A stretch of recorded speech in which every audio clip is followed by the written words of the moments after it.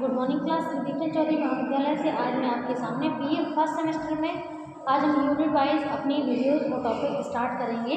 तो आज हमारा फर्स्ट यूनिट का जो पहला लेक्चर है वो हमारा टॉपिक है आपका हिस्ट्री ऑफ साइकोलॉजी। ठीक है, क्योंकि देखिए अगर हम साइकोलॉजी की बात करें तो साइकोलॉजी की शुरुआत किस प्रकार हुई, क्या कारण थे कि इस विषय की शुरुआत हुई, इस विषय के आने का कारण बना।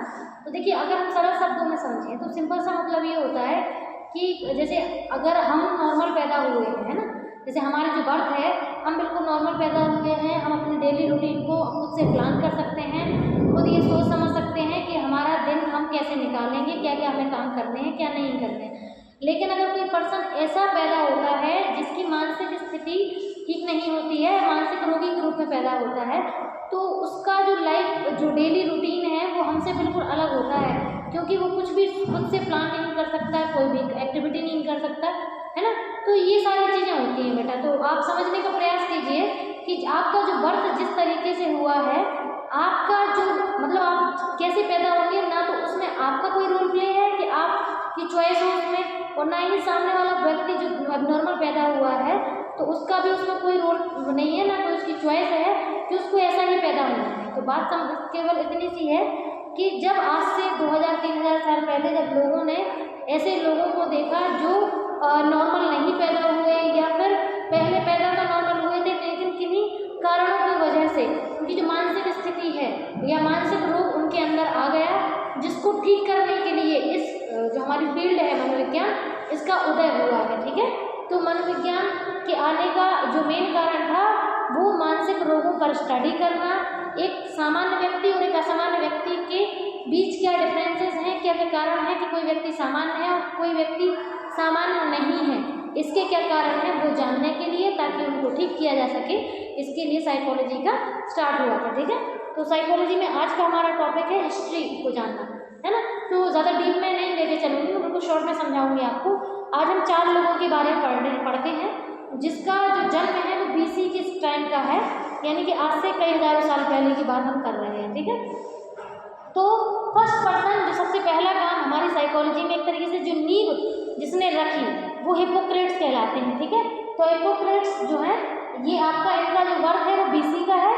इन्होंने मनोविज्ञान को डिफाइन करने के लिए एक तरीके से उस समय ये वर्ड भी नहीं आया था कि मनोविज्ञान क्या है, हाँ, लेकिन उस समय ये बता जरूर दिया था कि अगर कोई व्यक्ति के जो व्यक्तित्व को अगर हम मापना चाहें, किसी व्यक्ति के बीच मानसिक स्थिति के बीच में अगर हम डिफरेंसेस बताना चाहें तो हम कैसे बता सकते हैं कि कोई व्यक्ति मानसिक रोगी है या नहीं, या फिर क्या कारण है जो व्यक्ति के व्यक्तित्व में प्रकार बताते हैं, कितने टाइप का व्यक्तित्व व्यक्ति के अंदर होता है। तो हिप्पोक्रेट्स ने 4 एक तरीके से लिक्विड या तरल पदार्थ कह सकते हैं वो बताए थे, जिनके आधार पर हम किसी व्यक्ति के व्यक्तित्व को माप सकते हैं, और वो पदार्थ किस अंग से निकलते हैं उसके भी नाम इन्होंने डिफाइन किए हैं। तो फर्स्ट हमारा जो लिक्विड है वो हमारा है रक्त यानी कि ब्लड।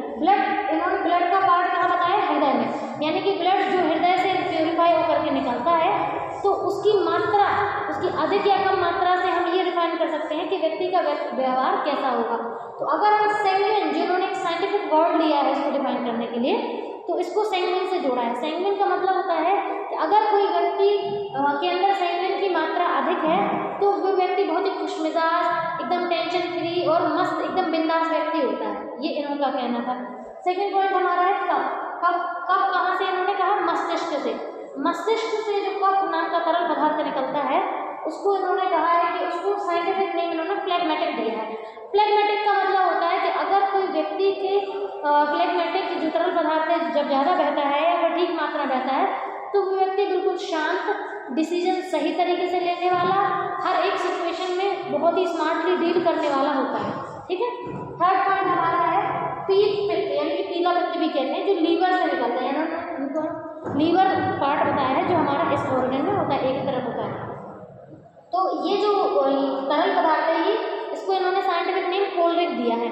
ऐसा पदार्थ अगर किसी व्यक्ति के बॉडी ऑर्गन में ज़्यादा बहता है तो हिप्पोक्रेट्स के अकॉर्डिंग वो व्यक्ति बहुत ही गुस्सैल और बहुत ही एक्टिवेट होने वाला, किसी भी सिचुएशन में बहुत जल्दी रिएक्टिव कह सकते हैं, ऐसा होता है। ठीक है, नेक्स्ट और लास्ट हमारा काला पित्त को यहाँ पर स्प्लीन का इन्होंने नाम दिया है ना, यहाँ पे आधा पकड़ना था स्प्लीन, तो स्प्लीन यहाँ पर उन्होंने साइंटिफिक नेम इसको दिया है मेलेंकोलिक। तो मेलेंकोलिक का मतलब होता है कि अगर के अंदर मेलैंकोली बहुत ज़्यादा बहता है, तो इसका मतलब है कि वो व्यक्ति जो है एक तरीके से बहुत ही उबाऊ, उदास, परेशान टाइप का रहता है। ठीक है, तो ये इन्होंने व्यक्तित्व के प्रकार बताए थे हिप्पोक्रेट्स ने।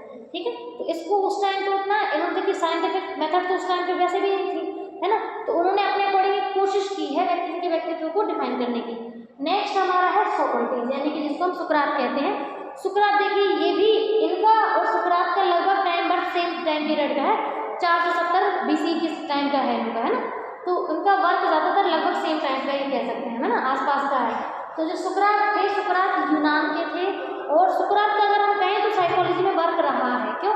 क्योंकि उन्होंने व्यक्तियों के व्यक्तित्व को तार्किक तौर पर, यानी कि एक व्यक्ति की मस्तिष्क में जो तार्किक शक्ति होती है उसको विकसित करने, व्यक्ति के अंदर उसको झांक करके देखने, उसके अंदर के जो आत्मज्ञान है उसको कहीं ना कहीं उजागर करने पे सुकरात का काम था।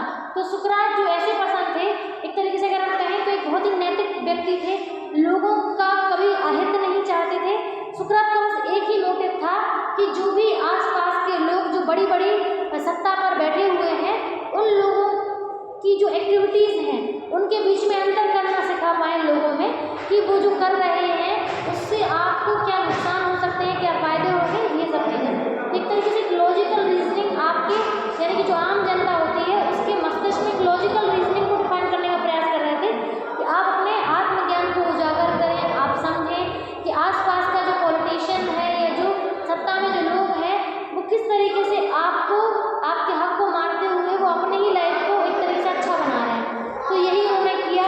लेकिन आप जानते ही हो जब कोई अच्छा काम करता है तो लोग फिर उनके दुश्मन भी होते हैं, तो कहीं ना कहीं वहाँ के जो एक तरीके से अथॉरिटी में जो लोग थे, है ना, जो लोगों को अपने अनुसार काम करवा रहे थे उनसे, तो ये उनको बर्दाश्त नहीं हुआ, तो उन्होंने एक तरीके से उनको एक तरीके से कोर्ट में बुलाया और फिर पंचायत में उनको बिठा करके उनसे साफ साफ कहा गया कि या तो आप जो है एक तरीके से सरेंडर कर दीजिए, यानी कि या तो आप ये कंट्री छोड़ के चले जाइए। क्यों?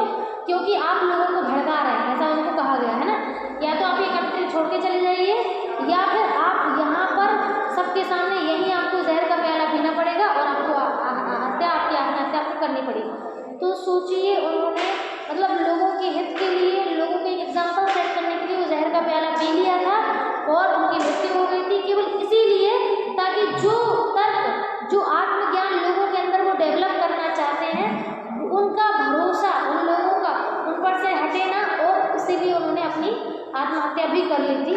ठीक है, तो उनकी अगर थ्योरी के अकॉर्डिंग हम देखें तो इन्होंने 2-3 पॉइंट पर ज़्यादा बल दिया है। पहला पॉइंट इनका था आत्मज्ञान पर जोर, यानी कि अपने अंदर झांक कर देखिए कि आप पैदा क्यों हुए हैं, आपके पैदा होने का उद्देश्य क्या है, जीवन में आप क्या कर सकते हैं और आप क्या नहीं कर रहे हैं, आपको तर्क कैसे डेवलप करना है, ये सारी चीज़ें। ठीक है, दूसरी विधि उनकी थी प्रश्न विधि। प्रश्न विधि का सिंपल सा मतलब है कि अगर आपको ये जानना है कि कोई भी व्यक्ति कोई काम सही कर रहा है कि क्या गलत कर रहा है, तो आप प्रश्न पूछना शुरू कीजिए। अगर आप उनसे प्रश्न पूछते हैं, ठीक है, तो उसका जो आंसर देते हैं उस हिसाब से आपको एक तरीके से क्लियर हो जाएगा कि सामने वाला व्यक्ति आपका यूज तो नहीं कर रहा। ठीक है, तो प्रश्न विधि उन्होंने डिफाइन की थी। अब जैसे अगर हम आपको जैसे नॉर्मल एक एग्जाम्पल आपको दे के समझाएं तो प्रश्न विधि कैसे कह सकते हैं, जैसे मान लीजिए अगर हमने कहा, जैसे किसी व्यक्ति से उन्होंने पूछा कि आप बताइए कि क्या गॉड कभी गलत हो सकता है, तो ऑब्वियस है लोगों का पहला आंसर तो होगा कि नहीं, ईश्वर कभी गलत नहीं हो सकता। तो फिर उन्होंने ये कहा कि अच्छा तो फिर हमें ये बताइए कि अगर जब दो ईश्वर में लड़ाई होती है तो वो लड़ाई क्यों होती है, मतलब अगर लड़ाई हो रही है तो लड़ाई होने का देखिए आप जानते हैं लड़ाई का सिंपल सा कारण होता है कि एक व्यक्ति सही होता है और एक गलत होता है, लड़ाई तभी होती है। तो अब उन्होंने कहा कि अब आप खुद बताइए कि अगर ईश्वर लड़ रहे हैं तो दो ईश्वर जब लड़ते हैं तो दोनों तो आप कह रहे हैं कि गलत नहीं होते, एक तो कोई गलत होगा ही होगा। तो इस तरीके के प्रश्न पूछ करके हम व्यक्ति की तार्किकता को जागरूक कर सकते हैं, लोगों के मस्तिष्क में तार्किक शक्ति को, है ना, एक तरीके से मोरालिटी को उनके अंदर से जगा सकते हैं।